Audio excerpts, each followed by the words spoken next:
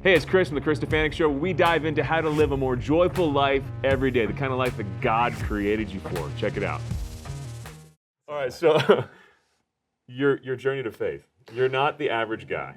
No. And you know, there's a million interests in your as you probably just picked up on. You're into craft. You make you're metalsmith, kite flyer, ninja, devout Catholic.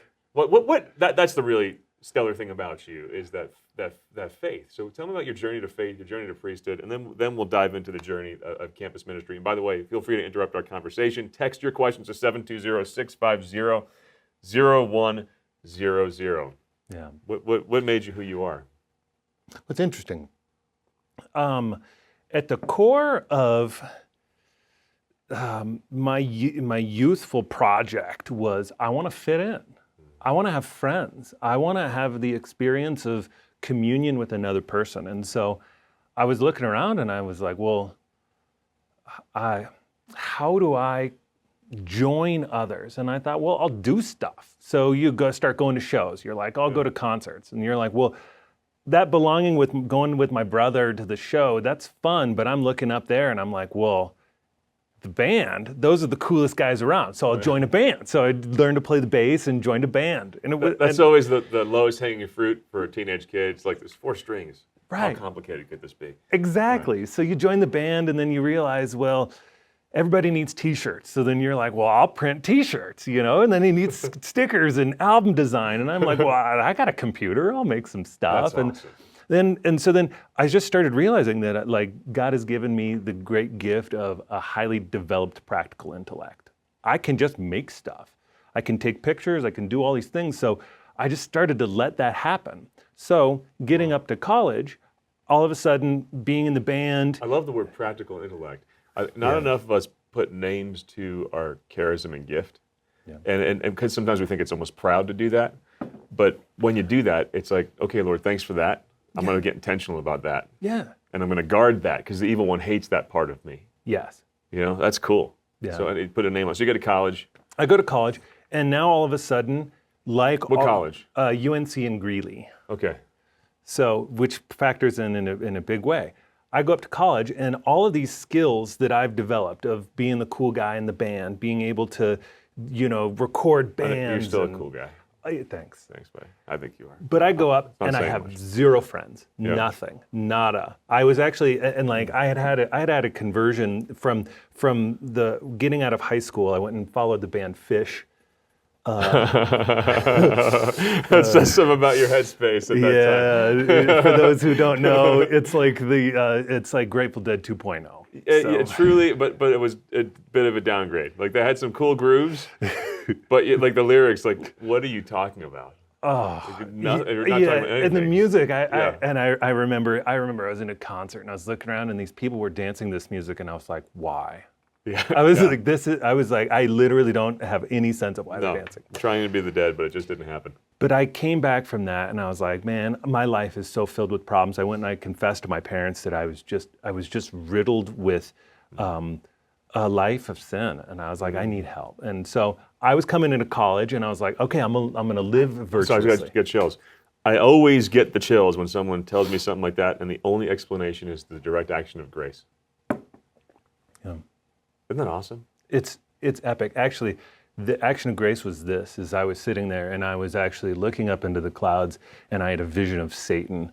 And do you remember Powell Peralta, like the Bones Brigade, and there was there was like this skeleton that looked out, and it was almost like the heavens opened for a second, and I just saw Satan. I looked around, and was it literally with your eyes or with your mind's eye? With my mind's eye. Okay, just envision that. Yeah, and it was like all of a sudden I looked around and I realized that the environment that I was in was devoid of grace. And I saw just the depravity of what was around me, and I thought, this is horror. I'm living in horror. Oh my gosh. Okay, were there substances involved in this? Yes. Okay, well, I want to have you back to talk about that, because you're not the first person to tell me that they had an experience of just evil opening up in front of them while they were on some kind of substance, and it's like a warning from God in that moment. Like, yes, you're opening the pit in front of yourself, buddy. Step back. Yeah. And not everybody listens in that moment. Anyway, that's profound. So yeah. So- So you had that experience. So I'm coming into college, man, and I'm like I'm actually in conversion. I'm like man, I go to church. I'm there. I'm sitting in the front row. I'm like, I want to do this, and I look around, and I'm like, the church kids were like not cool. Yeah. God bless them. But at that moment, They're not listening to Fish. yeah, they're not living it. Like I just had this vision of what unique people were, and I had a cookie cutter of what unique people were. If you get the irony there, yeah. like Yeah. and all the Christian kids, they just didn't fit any of that. Isn't that amazing?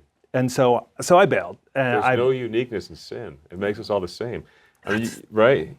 You could look at people who are engaged in lust, people who are engaged in too much weed, people like any sin has a stereotypical, like, I could tell you're into that. You're probably into that. Not to be too judgmental of people, but it makes us cookie cutter. The devil is not creative.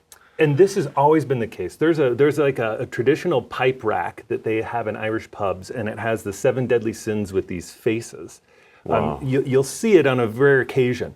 But those faces are all identifiable. You can look and you can say, these are the faces that are affected by these sins. And it's just wild, and it's an education for us, and it's just something that, oh yeah, it actually takes our uniqueness, which we discover when we draw close to the Lord.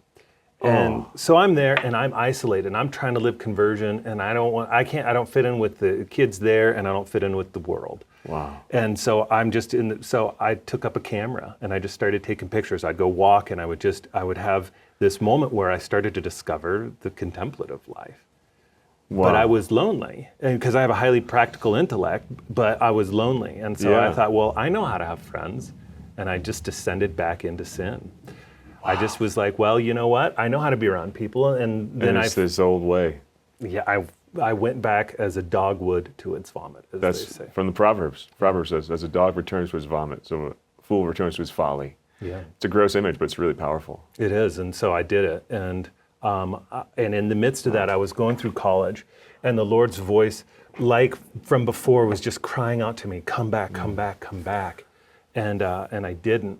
And one of the worst moments of my life was when I was in just a terrible place, and I was like, maybe I'll go to church. And so I walk into church, and I'm like, gosh, church seems a lot more popular than I remember in the past. There were cars everywhere. And I walk into church, and it was Easter Sunday, and I didn't know it. No way.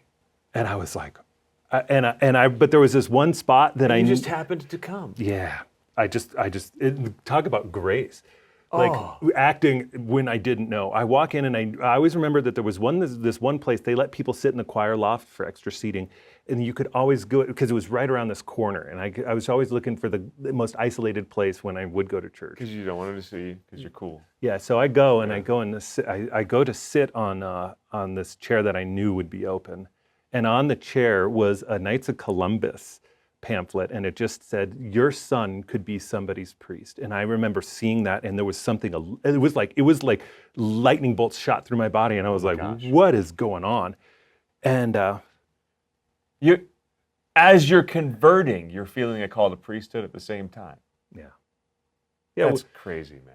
well, That's 'cause awesome. the Lord has always been calling me, and I could point back to that. Now, I wasn't done. But I'm thinking of Peter right now. The moment he's like, I'm a sinful man, the Lord, at the same time is saying, come follow me, I'll make you a fisher man. Yeah. Like at the same time. It's like the dual calling immediately. Yeah. That's rad. Right. Man, wasn't that amazing? I get so much out of these conversations that I barely care if anybody else is watching. But I prefer, obviously, to share this great stuff with the world. So be sure to subscribe and share it with everybody you know, and we'll see you in the next video.